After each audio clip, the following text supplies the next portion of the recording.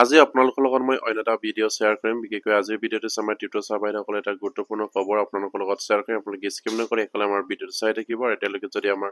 চেনেলটো ছাবস্ক্ৰাইব কৰা নাই কাইণ্ডলি ছাবস্ক্ৰাইব কৰি দিব আৰু প্ৰতিগৰাকী টিউটৰ গুৰুৱে যাতে নেকি এইখিনি খবৰ পায় আপোনালোকে শ্বেয়াৰ কৰি দিব কাৰণ নিশ্চয় আপোনালোকে জ্ঞাত যে আমাৰ টিউটৰ ছাৰ বাইদেউসকলৰ এবৰি সমস্যাৰে জড়িত হৈ আছে তেখেতসকলৰ সমস্যাখিনি সমাধান কৰাৰ প্ৰতিশ্ৰুতি মাননীয় শিক্ষামন্ত্ৰীয়ে বহুবাৰ দিয়াৰ পাছতো আজি পৰ্যন্তলৈকে তেখেতসকলৰ কোনো সিদ্ধান্ত লোৱা আমাৰ টিউটৰ ছাৰ বাইদেউসকলে দেখিবলৈ পোৱা নাই আৰু সেইবাবে টিউটৰ ছাৰ বাইদেউসকলে বৰ্তমান হতাশাত ভুগিবলগীয়া হৈছে কাৰণ যিহেতু আমাৰ শিক্ষামন্ত্ৰী গৰাকীৰ লগত বাৰম্বাৰকৈ আমাৰ টিউটৰ ছাৰ বাইদেউসকলে আলোচনাত মিলিত হৈছে আৰু আলোচনাত মিলিত হোৱাৰ পাছত শিক্ষামন্ত্ৰী গৰাকীয়ে প্ৰতিবাৰে যি ধৰণৰ প্ৰতিশ্ৰুতি প্ৰদান কৰে সেইমতে প্ৰতিশ্ৰুতি দি আহে আৰু নিশ্চয়কৈ সেই আলোচনাৰ পাছত টিউটৰ ছাৰ বাইদেউসকলে আশাৰে বাট চাই আছে বাট চাই তাকে কিবা নহয় কিবা এটা তেখেতসকলৰ কাৰণে ভাল খবৰ ওলাব নেকি সেইখিনি কেবিনেটত বা অহা কেবিনেটত কিন্তু সেই টিউটৰ ছাৰ বাইদেউসকলৰ কোনো এটা কেবিনেটত য'ত আজিলৈকে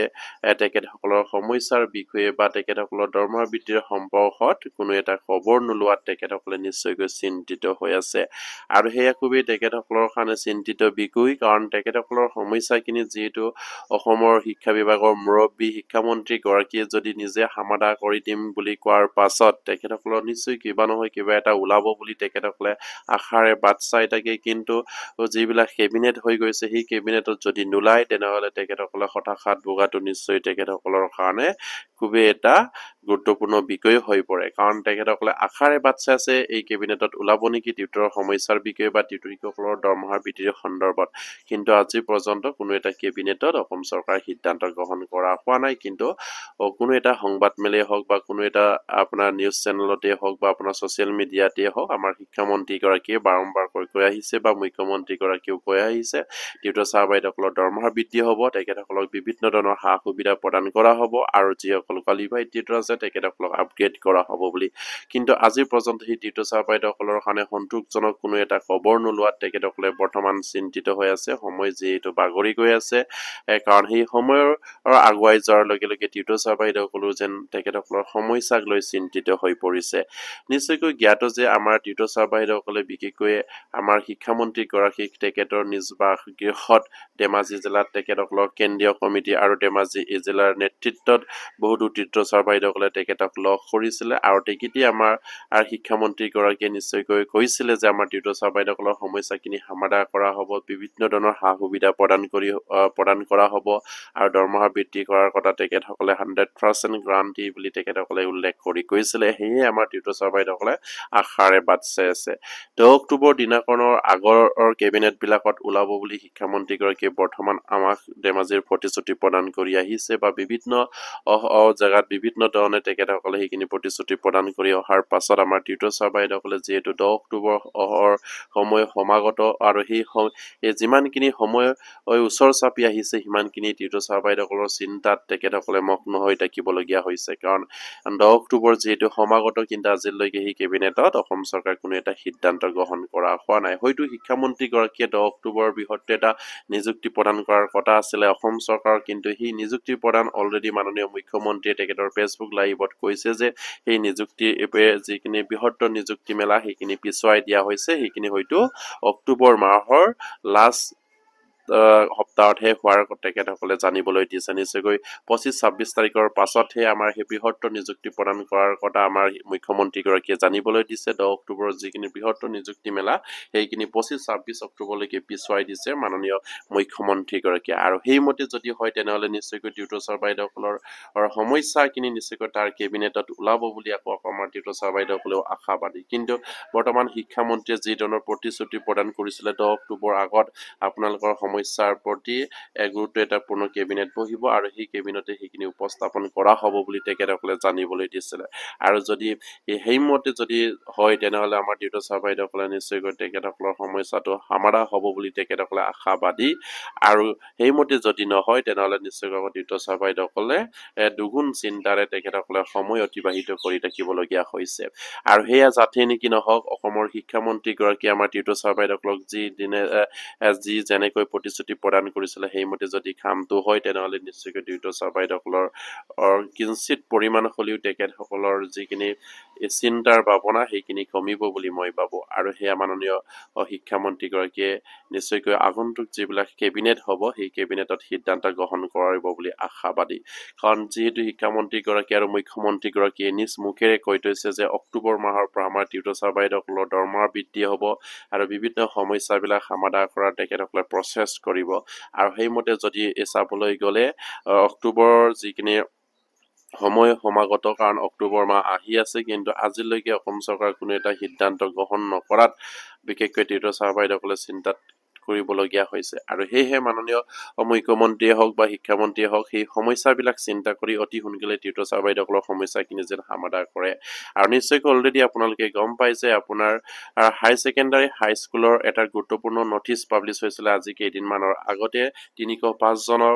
সেইসকল টিউটৰ শিক্ষকলৈ উন্নতিকৰণ কৰা হ'ব বুলি তেখেতসকলে এটা গুৰুত্বপূৰ্ণ নটিচ পাব্লিছ হৈছে কিন্তু এলপিৰ ক্ষেত্ৰত এলপি আৰু এমই স্কুলৰ ক্ষেত্ৰত আজি পৰ্যন্ত সেইখিনি নটিচো পাব্লিছ কৰা হোৱা নাই কিমানজনক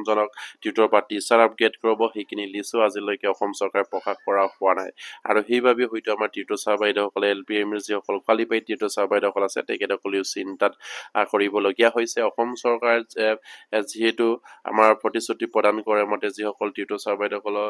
কোৱালিফাইড হৈ আছে DLED আছে টেট আছে সেইসকলক টিউটৰ বা টিচাৰ আপগ্ৰেড কৰাৰ প্ৰতিশ্ৰুতি প্ৰদান কৰিছিলে কিন্তু সেইখিনি আজি পৰ্যন্ত নকৰাত বিশেষকৈ এলপি এমইৰ ক্ষেত্ৰত এইখিনি আজি পৰ্যন্ত নকৰাটো এটা ৰহস্য যেন হৈ আছে কাৰণ হাইস্কুল আৰু হাই ছেকেণ্ডাৰী প্ৰতি বছৰে আপগ্ৰেডৰ প্ৰচেছ চলি আছে যিসকলৰ BEd আৰু BEd 50% আছে সেইসকলক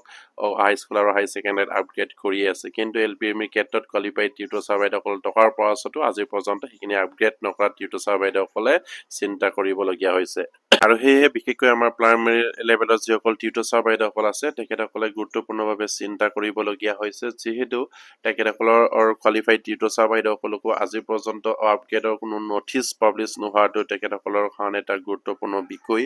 আৰু টিউটৰ ছাৰ বাইদেউসকলে ভাবিছে যে এলপি এমইৰ ক্ষেত্ৰত অসম চৰকাৰে যি ধৰণে